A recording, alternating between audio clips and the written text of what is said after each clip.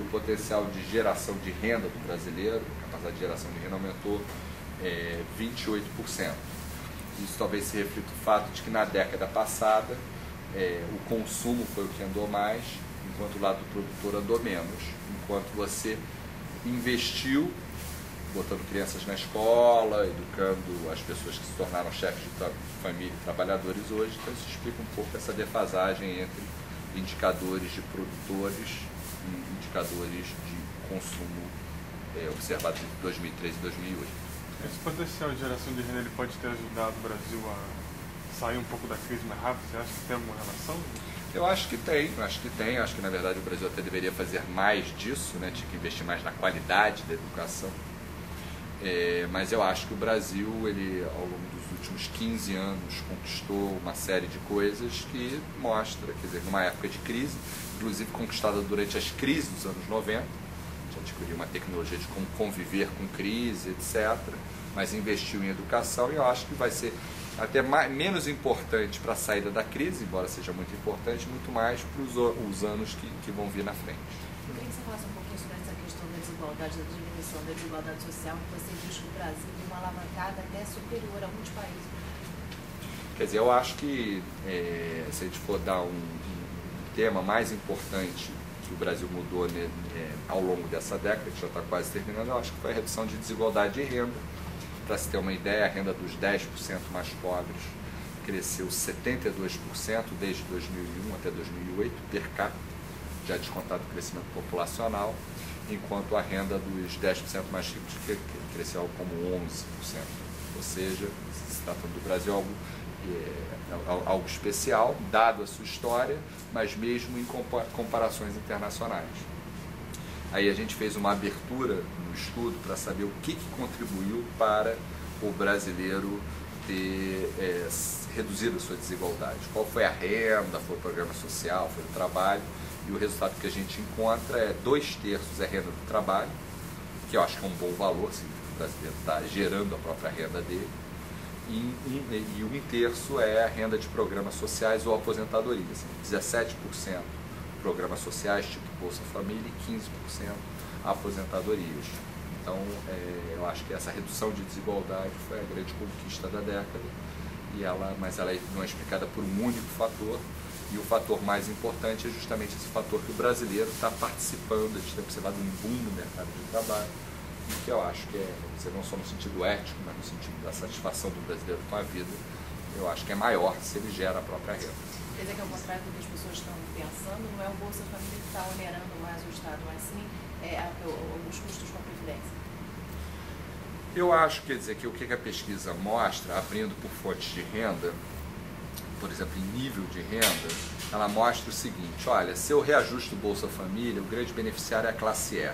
Se eu aumento o salário mínimo, o maior beneficiário é a classe D. Se eu faço o reajuste das aposentadorias acima do mínimo, está se discutindo, quem vai se beneficiar é a classe AB. Ou seja, está falando de bolsa dos pobres ou transferências ou bolsas para os ricos, ou para os ricos em termos relativos, para a classe AB. Então, acho que é importante a sociedade, os gestores, etc., terem ciência de que essas políticas têm efeito completamente diferente em termos de desigualdade e de pobreza, e na situação atual tem um efeito diferente sobre demanda, porque o pobre ele consome toda a renda dele. Isso na situação atual, que até em situações normais não é o ideal, porque ele não investe no futuro, etc., porque tem que satisfazer necessidades básicas. Mas na situação atual, onde a gente está precisando de um ataque contra a crise, eu diria que o nosso Pelé é o mercado interno e o seu companheiro de ataque é o tostão do Bolsa Família. Eu acho que essa é a dupla de ataque, eficiente, etc., que o Brasil está permitindo o Brasil sair da crise uma relativa, ou não ter entrado tanto na crise em função dessa configuração. Mas eu defendo muito mais reajustes transitórios ao Bolsa Família do que reajustes permanentes ao salário mínimo, e muito menos ganhos de pensões acima do salário mínimo, que não beneficiam nem a classe média brasileira. Agora, e o aumento da classe A, B, isso também é explicado pela Previdência Social? Eu acho que sim, mas eu diria que a classe AB, esse crescimento da classe AB representa uma pujança, acho que é um valor positivo. Acho que todo mundo no Brasil, ou na Índia, ou na Belíndia brasileira, quer se tornar um milionário, quer ganhar dinheiro. Isso é um valor importante. A pesquisa mostra que esse é um valor que o brasileiro está conseguindo, não é que ele está tendo, ele está conseguindo dar, né? Está conseguindo botar dinheiro em casa. Então, e o que os dados mostram é que 31 milhões de pessoas, 6 milhões subiram a B, mais 25 milhões subiram a classe C, ou seja, 31 milhões, mais de meia França, foram incorporados em 5 anos aos mercados consumidores. E um número grande de pessoas foram incorporadas ao mercado de trabalho. Então, no fundo, é o lado consumidor e produtor fazendo tabela, né? Tabelinha um com o outro. Eu acho que gera esse ciclo virtuoso. Só que na situação atual, onde o problema maior é falta de demanda, função da crise, que prejudica as exportações brasileiras, afeta as variáveis financeiras que impactam em demanda, o mercado interno, todos os dados de contas nacionais, PIB, etc., mostra que o consumo é o que tem puxado e mantido pelo peso dele e pelo crescimento que ele tem tido nos últimos anos, e eu acho que essa emergência dessa nova classe média é um valor-chave para o Brasil e para outras economias. Índia, China estão tendo um desempenho muito bom, porque são países emergentes e a classe emergente desses países está fazendo as rodas de suas respectivas economias girarem. Marcelo, quero que você entre uma parte do estudo. Ao você ter uma política que você beneficia aposentados e pensionistas com um reajuste considerável, ao mesmo tempo você está criando uma resistência para a desigualdade no país, né? Exatamente. Um fato notável que a desigualdade brasileira está muito próxima, ainda não chegou, mas é muito próximo dos seus menores níveis nunca dantes observados, que é 1960. Ela subiu muito nos anos 70 e depois não mexeu muito mais, só piorou um pouco ao longo do tempo. E a nossa capacidade de chegar a esse piso mínimo de desigualdade certamente é atrapalhada por decisões públicas. O Estado brasileiro, essas transferências já são muito grandes em relação ao PIB, em relação a outros países. Nossa carga tributária também é muito grande.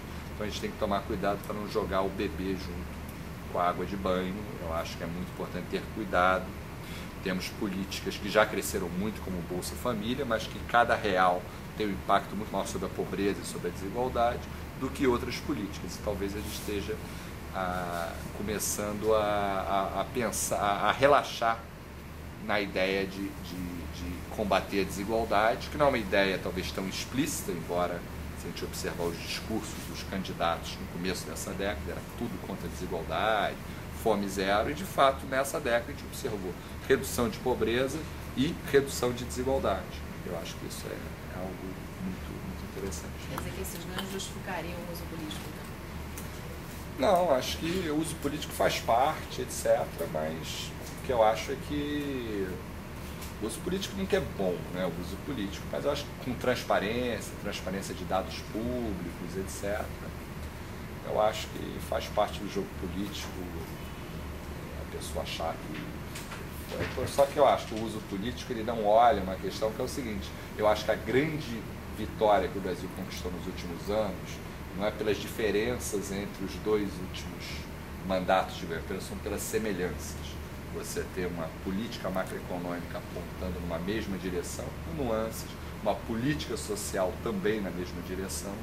Eu acho que é muito mais a continuidade, só que aí eu estou colhendo resultados bons, não importa se foi eu que plantei ou se foi o antecessor que plantou. Da mesma forma que está sendo plantado agora, o sucessor vai colher. Eu acho que os resultados sociais bons são sempre muito bem-vindos e são usados politicamente. Agora, do ponto de vista, assim, vamos dizer, dos detalhes, dos nuances, muitas vezes o que eu planto hoje, quem vai colher é o meu sucessor, e eu gostaria mais até que os políticos brasileiros fossem mais formigas do que cigarras.